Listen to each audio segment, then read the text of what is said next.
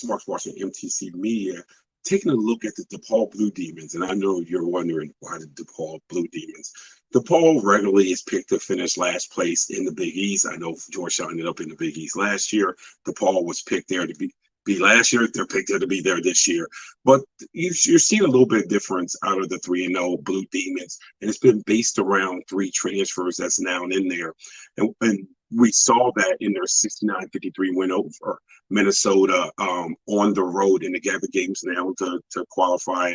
Villanova, Minnesota was missing their lead scorer, Jamison Battle, who is a big part of that team. But I didn't feel like it still took away from some of the good things that we saw DePaul do with those 3 transfers. Starting with Javon Johnson, who was electric from the wing. Started out his career at Troy and then made his way to DePaul. The Blue Demons do a great job of screening him, getting him to the top, getting him to the wing. From the top, he can shoot that 3-pointer. From the wing, because he's long and athletic. Now, I know these numbers are going to go down, but in the first 3 games, Johnson is 55% from the floor and 57% from the 3-point line, which tells you 2 things. 1, he's getting good looks. And 2, he's not forcing shots. Those shots are coming into rhythm. And again, like I said, we saw that a lot against Minnesota. Next, you go to the transfer point guard. It might be one of the more important ones in Emoji Gibson. He's a multi-transfer guy. Started out in North Texas, ended up at Oklahoma. And Gibson's really known for that 3-point shot of his. He's an excellent 3-point shooter.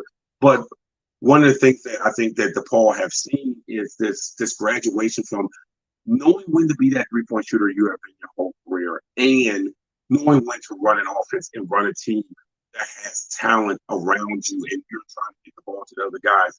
I think that was one of the big keys against Minnesota.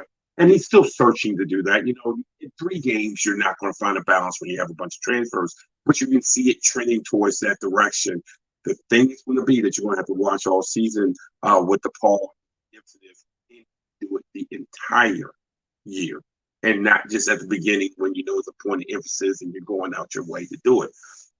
And the third transfer is Errol Penn. He's the one that might have the biggest adjustments. Had a lot of double-doubles when he was at LIU, dominant rebounder at LIU. In fact, right before he transferred here to DePaul, he was 17-7 guy. And so he hit on the boards. We saw it against Minnesota. Penn had 10 points, 14 rebounds.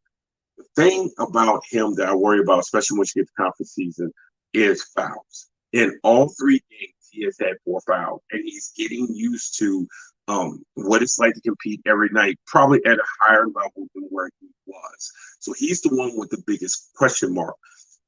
But what you can say about DePaul is when you look at the Big East, where there are some programs that's probably a little bit down, they had opportunities to win games, and they do match up better with some teams inside the conference that might make you want to rethink whether they're just your default last place team in the Big East. This could be the start of something for DePaul to change around their recruiting, and maybe they have found the balance of bringing guys in and bringing in transfers to help this team get out of being mired as thought of as being a bottom 3 team in the conference. They're off to a good start proving that they might be more than that. Marks Washington from